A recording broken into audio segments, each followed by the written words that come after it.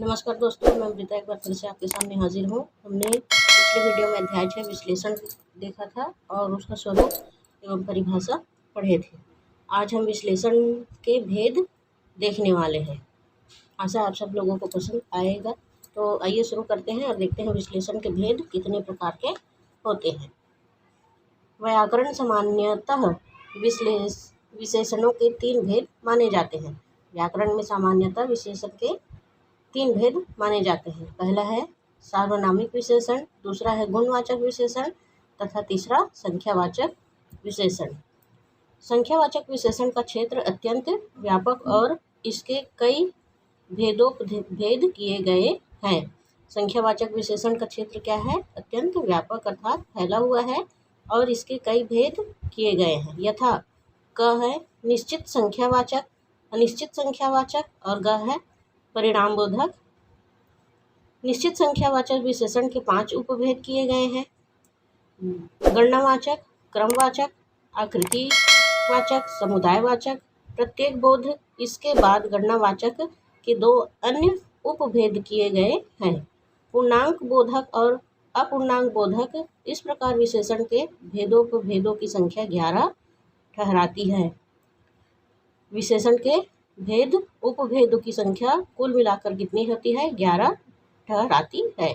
इस वर्गीकरण को एक तालिका के द्वारा इस प्रकार दिखाते हैं। विशेषण के भेद, इसमें एक तालिका दिया गया है। सर्वनामिक विशेषण, गुणवाचक विशेषण, संख्यावाचक विशेषण, ये उसके मुख्य 3 भेद हैं। उसके अलग से उपभेद हैं। सर्वनामिक है मौलिक सर्वनामिक विशेषण और यौगिक सर्वनामिक विशेषण।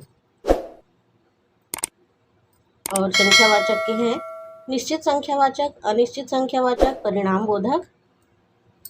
उसके बाद निश्चित संख्यावाचक के हैं गणवाचक, क्रमवाचक, आकृतिवाचक, समुदायवाचक, प्रत्येक बोधक, पूर्णांक बोधक और अपूर्ण बोधक। सर्वनामिक विशेषण, पुरुषवाचक और निजवाचक सर्वनामों को छोड़कर शेष सर्वनामों का प्रयोग विशेषण के समान होता है। पुरुषवाचक और निजवाचक सर्वनाम को यदि छोड़ दे तो बाकी शेष सर्वनामों का प्रयोग विशेषण के समान ही होता है। ये सर्वनामिक विशेषण कहे जाते हैं। यह क्या कहे जाते हैं? सर्वनामिक विशेषण। पुरुष और निजवाचक को छोड़कर जो सर्वनाम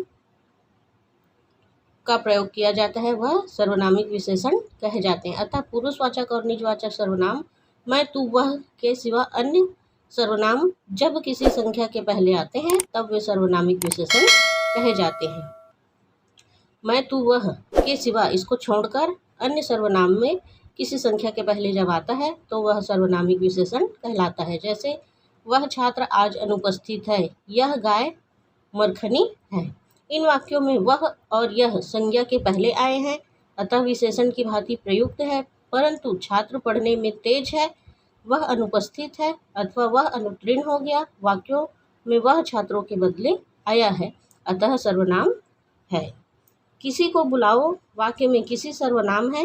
किसी ब्राह्मण को बुलाओ, वाक्य में किसी विशेषण है, क्योंकि वह ब्राह्मण की व्याप्ति को मर्यादित करता है। व्युत्पत्ति के अनुसार सर्वनामिक विशेषण के 2 प्रकार होते हैं। व्युत्पत्ति के अनुसार देखें तो सर्वनामिक के 2 विशेषण होते हैं। मौलिक सर्वनामिक विशेषण, पहला है मौलिक सर्वनामिक विशेषण जो बिना रूपांतर के संज्ञा के पहले आते हैं। मौलिक सर्वनामिक विशेषण क्या होता है? जो बिना किसी बदलाव के संज्ञा के पहले आते हैं। जैसे वह घर, वह छात्र, कोई व्यक्ति।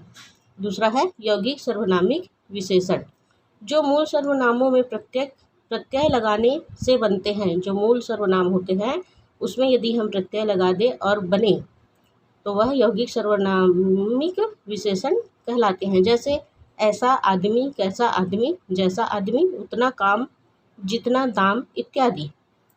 दृष्टव्य,